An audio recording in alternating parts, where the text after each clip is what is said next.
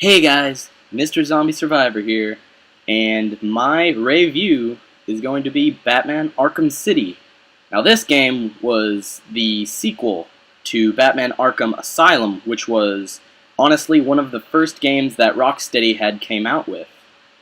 And it was by far one of the greatest games of 2011, which it also won Best Character in the Video Game Awards of 2011 for the Joker, played by Mark Hamill, which was an amazing comeback, which Mark Hamill is freaking amazing, so just to have him in it is just great. But to hear that Mark Hamill will be retiring from the Batman trilogy games, it's kind of a letdown that he's doing that, but I mean, it's for the best, but I mean, this game was just awesome. Like, the gameplay, the fighting, everything was so fluid. All the fighting was mixed together. The storyline was fantastic. So honestly, if someone were to go up to me and be like, "Hey, Sean, is Batman Arkham City really good? Like, should I buy it?" It is definitely a buy game. So definitely buy it. If you're not much of a fan of Batman, I would say don't knock it till you try it. I mean, honestly, go out and buy Arkham Asylum, because everything that happens in Arkham Asylum leads up to the ultimate climax in Arkham City.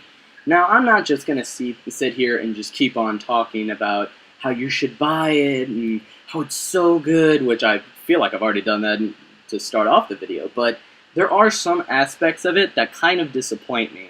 Now, I'm going to just go ahead and say this. This is a review, alright? And for those of you who haven't played it, I'm sorry, but I'm going to have to give some stuff away.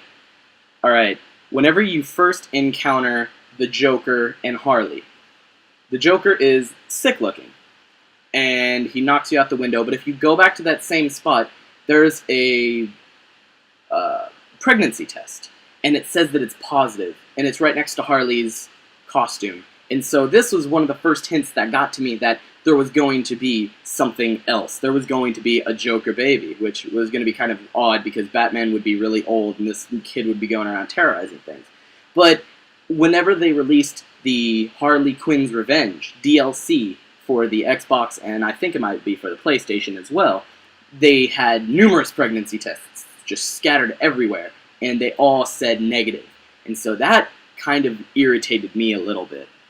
But hey, that's just me. You guys might have a completely different pathological reason to think that that would be, oh, that's cool. That's cool that they would do that, that they would switch. I don't know, you've got to be some sort of, like, mentally deficient person. No offense, though. But this, like I said before, this is a review, and honestly, there's nothing really bad you could say about it. I mean, I've got Game Informer after Game Informer that's just been telling me Batman, 9.25 out of 10, 9.25 out of 10. But what is that 0.75 that's missing? What is that aspect? What is that thing, the concept that Rocksteady and Warner Brothers were just trying to grab? What was it? And honestly, I think I know what it was. I mean, the graphics were good, the gameplay was good, although I felt like, I don't know, it just may be me going through, because I've beaten the game probably 2, 3, 4 different times just trying to get the achievements and just going through collecting all the Riddler trophies, all that kind of stuff. But I felt like it might have been the size of the map that you were going around. I mean, it was a fairly sizable map. It was a small city location, but it also might have been the length of the story. I think I clocked myself in at playing the game from beginning, from when you're strapped in the chair to the very end when Joker dies. I'm sorry, I've just spoiled it. Sorry, sucks to suck, but it's spoiled. But I feel like it's the length. I clocked myself in at about probably 2 to 3 hours just playing it. Because, I mean, like, at the very beginning of the game, it's saying T-minus 8 hours till, what was it, Project 10 or Project 0? I can't even remember. And my hours in the game, that's me snapping my fingers, they just go by. It's just 9 hours till the final project, or 8 hours, 7 hours, and it was so irritating because I kept on hearing that. I'm like, really? It's honestly that quick? The game progression is that quick?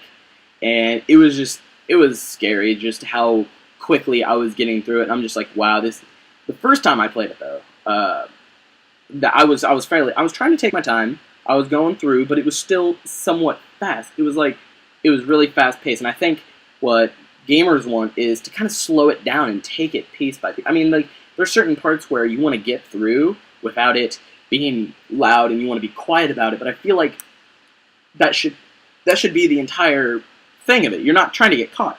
But all good pros and all bad cons aside, this is a really good game, and if you're interested in actual story progression and fighting and just the fact, like, if you're a crazy Batman nerd like I am, like me, I love Batman. I love the classics. I love the Adam West original. That's fun. You're gonna love this game because really it brings everything that, like, see, I'm 17, so like bringing everything back from your childhood into a game is really, really interesting, and it really just kind of like makes me feel like I just, like, once I beat the game, I'm just like, I want there to be another one, and I want it now. And then I'm looking at the date, and I'm like, wow, the game just came out a week ago. Great.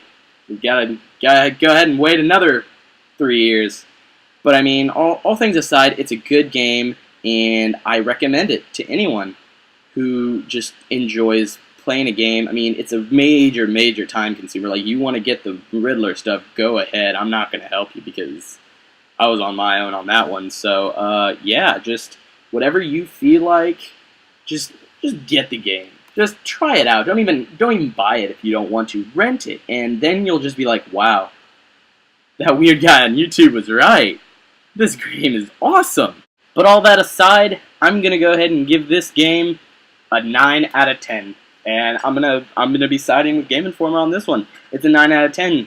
I just felt like it should have been longer. But I'm done wasting your guys' time. So hit that subscribe button, like this video, post it on Facebook. I don't care what you do with it. You can play hacky sack with your computer while this video is playing. I don't care. Just tune in next time for Rave-iew number 2. See you guys later. Mr. Zombie Survivor,